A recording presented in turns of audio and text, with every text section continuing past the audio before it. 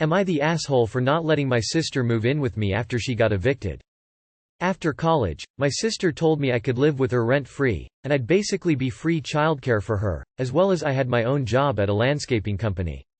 I lived there for 3 years, paid for the internet bill, took care of my nephews, who were 2 and 3 at the time, and did the lawn care. I had met my now husband during this time, who had basically moved in with us afterwards for about a year before we bought our house. He took over lawn care, did general maintenance around the house, helped me care for my nephews, helped with the groceries etc., all while my sister worked, and paid the other bills. When we moved out, my sister had had her boyfriend of a few months move in and I assumed everybody would be okay. Bills were getting paid, and my nephews were getting taken care of. After my wedding in 2022, my sister messaged me and said she, her boyfriend, and my 2 nephews needed to move in because they were getting evicted.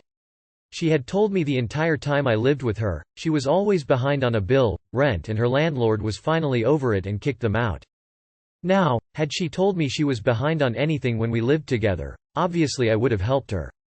Every time I asked if she was okay, if there was any way I could help her financially, she said she was fine, or if she asked for money, I'd send it to her. I told her we didn't have the room for them.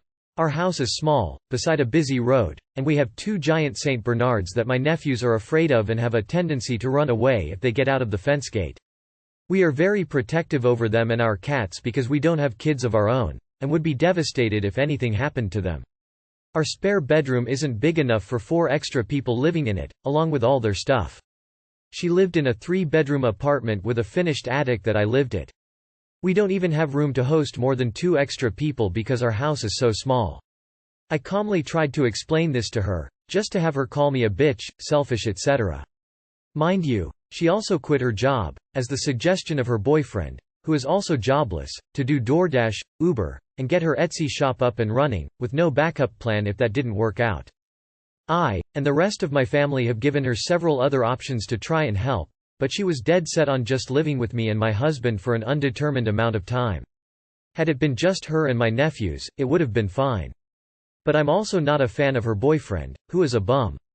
Sometimes I still feel like just giving in for the sake of my nephews, but I have boundaries that feel like she's not respecting, and just wants to play a victims because we're not throwing money at her to get her back on her feet. Additionally, her boyfriend, after we moved out, had his sister, her kids, his grandkid, all move in. And nobody contributed. There were upwards of maybe 12 people living in their house after we left. Edit. Since people are unaware what helping with my nephews meant, I picked them up and dropped them off at daycare during the week so I could go to my everyday job. Made breakfast and dinner. Helped buy clothes. Helped with bedtime. Basically was their second parent since the father was hardly in the picture. The only things I didn't do was take them to doctor's appointments.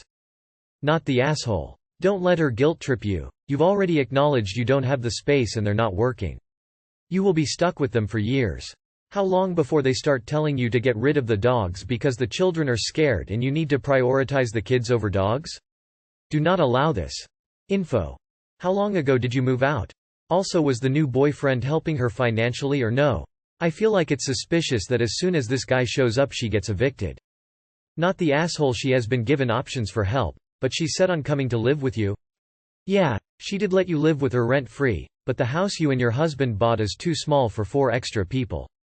Not the asshole. She clearly had boundaries and terms set for when you lived with her, but she can't respect that in turn?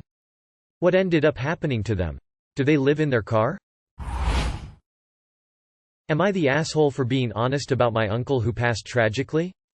I, am 29, was recently invited to a memorial for my uncle who passed in a tragic accident many years ago. I will not get into too many details as his death was very public with some national coverage, but needless to say it was a horrific event. My family now holds a yearly memorial for his children and wife who he left behind. While I wholly support his wife and children and feel terrible for them, he was a horrible person while he was alive. Not only was he verbally abusive and extremely controlling, but he also was a serial cheater who could not keep it in his pants. His cheating and abusive tendencies were more or less an open secret and most people did their best to avoid him at family gatherings. However, as soon as he passed it was like my entire family completely forgot who he was. He became a perfect martyr that everyone remembered fondly, and I was scolded by my family anytime I would imply otherwise.